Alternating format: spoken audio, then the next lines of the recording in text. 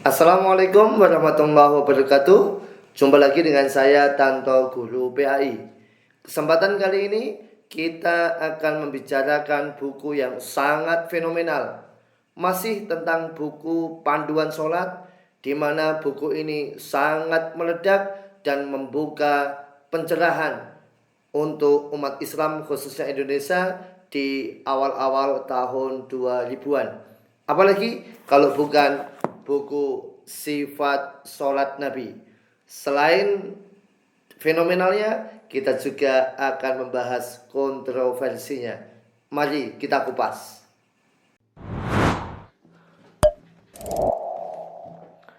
Buku Sifat Sholat Nabi karya Syekh Muhammad Nasiruddin Al-Albani, seorang ahli hadis dari Albania ini, merupakan salah satu buku yang sangat fenomenal. Kenapa disebut fenomenal? Karena begitu buku ini booming di akhir tahun 90-an dan di awal tahun 2000-an, buku ini seolah-olah mendobrak zona nyaman yang menyelimuti umat muslim di Indonesia. Karena kalau biasanya kita menjumpai buku sholat, buku panduan sholat dalam bentuk mukhtasar saja, dalam bentuk ringkasan, dalam bentuk matan saja, sehingga langsung to the point tanpa menyertakan dalil, tanpa menyertakan landasannya. Di buku Sifat Sholat Nabi ini mendobrak semua itu dengan Syekh Muhammad Nasiruddin Al-Albani menulis buku ini, Sifat Sholat Nabi ini, dengan metode mencantumkan semua dalil yang relevan dengan bacaan dan gerakan sholat, mulai dari takbiratul ihram sampai salam, semuanya ada dalilnya, semuanya disertakan hadis-hadisnya. Dan itulah yang membuat buku ini sangat istimewa. Tentu saja ini sekali lagi pada waktu itu di akhir 90-an dan di awal 2000-an sangat-sangat membuat zona nyaman umat muslim di Indonesia itu terkritik untuk mencari tahu apa iya sih, apa benar sih, sehingga mereka marak mencari buku Sifat Sholat Nabi. Mulai dari buku yang umum dalam artian buku dari berbagai penerbit, kemudian ada buku saku, ada CD-nya, ada posternya. Hampir semua orang berlomba-lomba belajar sifat sholat Nabi ini. Bahkan kemudian tanda kutip sedikit meresahkan untuk para ustadz, para kiai, karena umat mulai bertanya mana dalilnya. Ketika melakukan amal liyah ini, melakukan ibadah ini, banyak sekali jamaah yang mulai bertanya tentang kenapa begini, mana dalilnya, kenapa begitu, mengapa dalilnya, itu kenapa harus begitu, mana dalilnya, dan begitu seterusnya. Di antaranya adalah karena lahirnya buku ini mendobrak zona nyaman dari umat muslim di Indonesia. Tentu ini adalah salah satu nilai yang bisa kita ambil positifnya saja, bahwa memang dalam kehidupan beragama kita harus selalu tholabul ilmi, kita harus selalu belajar, kita harus selalu meningkatkan kapasitas keilmuan kita. Dan ini menjadi salah satu rujukan untuk panduan sholat di akhir tahun 90-an sampai awal 2000-an dan kemudian booming sampai saat ini. Ini sebenarnya adalah sebuah nilai positif tersendiri. Kami sendiri secara pribadi juga mengambil fadilah dari Sifat Sholat Nabi karya Syekh Muhammad Nasiruddin Al-Albani ini. Ini yang membuat buku ini sangat fenomenal, di mana buku-buku yang lain, kitab-kitab yang lain hanya bersifat mukhtasar. Ini maksudnya adalah yang beredar di kalangan awam ya, yang beredar di masyarakat, sifatnya adalah mukhtasar. Kemudian tiba-tiba muncul buku ini, di mana di sana ada banyak dalil, ada banyak hadis, ada banyak ayat yang mendukung setiap amaliyah perbuatan sholat, baik bacaan maupun perbuatan sholat di dalam buku ini. Ini adalah sebab mengapa buku ini sangat fenomenal. Ini yang buku yang saya pegang ini adalah buku cetakan tahun 2013 ya. Tentu ketika beda penerbit juga beda cover, beda beda cetak ulang juga kadang beda beda sampul juga ya. Tentu ini wajar saja. Mungkin sahabat-sahabat lain punya cover yang lain, buku dengan cover yang lain, tidak masalah, tidak mengapa ya. Namun sahabat-sahabat sekalian, yang perlu diperhatikan adalah bahwa selain membawa fenomena yang positif di mana banyak umat yang kemudian semangat untuk tholabul ilmi, semangat untuk belajar, namun rupanya buku ini juga menyandang kontroversi. Saya tidak akan masuk kepada pembahasan mengenai kredibilitas dan kapabilitas Syekh Muhammad Nasiruddin Al-Albani sebagai ahli hadis, karena saya juga bukan ahli hadis ya. Mungkin saya adalah ahli hadas ya. Jadi saya tidak memiliki kapabilitas untuk masuk ke ranah sana. Tapi memang kalau secara konten buku di buku ini, setidaknya di dalam muqaddimah sambutan beliau Syekh Muhammad Nasiruddin Al-Albani ada 3 kata kunci yang bisa didiskusikan kembali, yaitu mengenai mazhab, mengenai taklid, dan mengenai hadis dhaif. Ini sering disinggung dalam muqaddimah, dalam sambutan baik cetakan 1 sampai cetakan terakhir. 3 kata kunci ini menjadi hal yang patut didiskusikan. Tapi bukan itu yang ingin saya bicarakan. Yang ingin saya bicarakan adalah lebih cenderung kepada perasaan, kepada zauq. Saya terus terang juga mengalami sendiri dengan kehadiran buku ini. Satu sisi membawa semangat untuk tholabul ilmi, tapi rupanya di satu sisi lain ada sebuah euforia yang berlebihan. Nah, euforia yang berlebihan inilah yang kemudian di kemudian hari kami sadari ini adalah sebuah kontroversi hati yang harus segera diperbaiki. Apa itu? Perasaannya adalah begitu lahir buku sifat sholat Nabi ini, begitu booming, begitu meledak buku sifat sholat Nabi ini, seolah-olah ada semacam merasa benar. Ada seolah-olah merasa inilah panduan sholat yang paling sahih, inilah panduan sholat yang paling betul. Yang akibatnya adalah kemudian menuduh, menganggap, bahkan memvonis saudara-saudara kita yang tidak menggunakan panduan sholat ini menjadi salah sholatnya.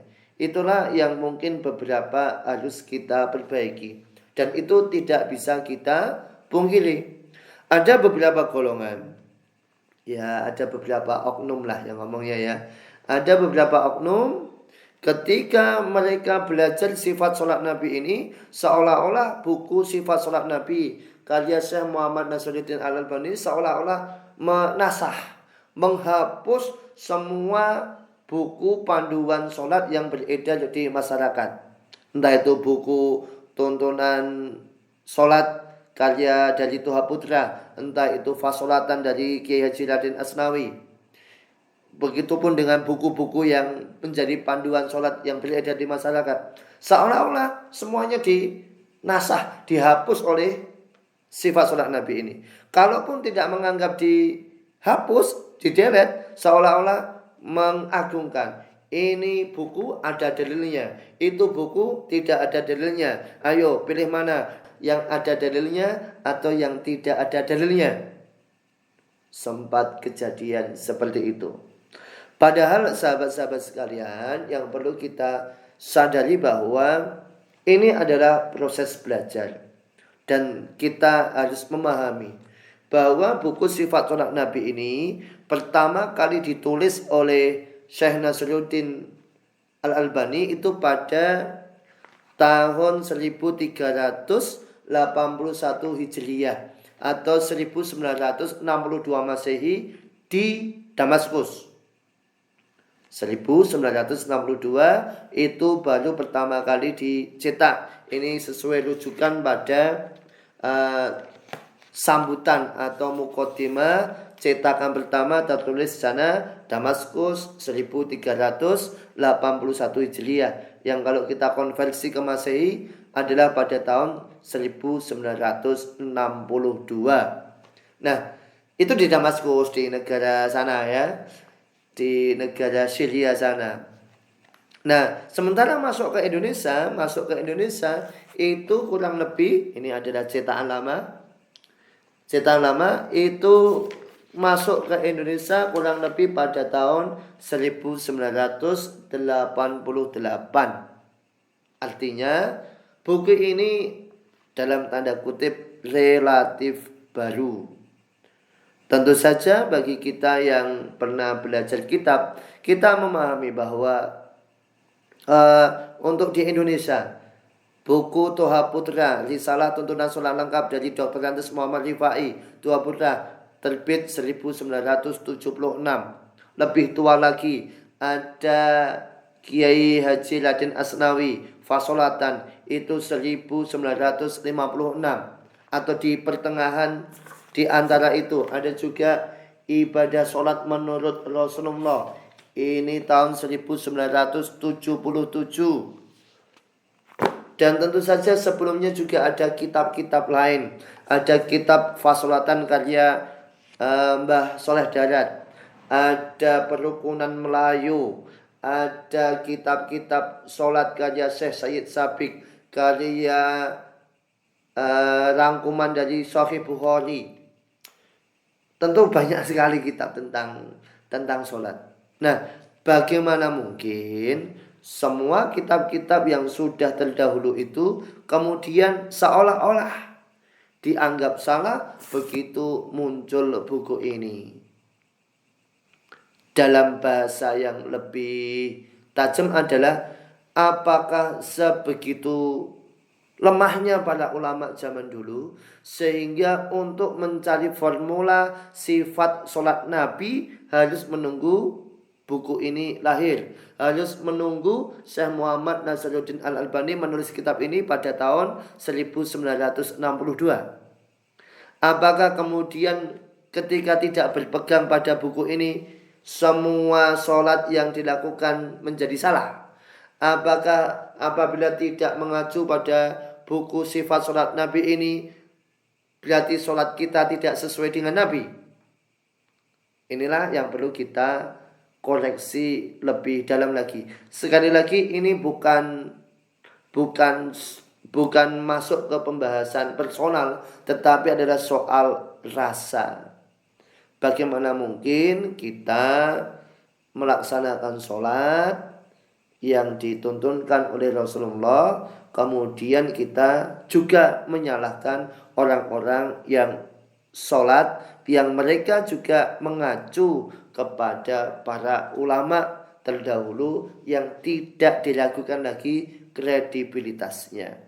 Maka memang sebenarnya kita harus mendudukkan perkara bahwa rumus sederhana dalam sholat adalah sholu kama ra'aitumuni usolli.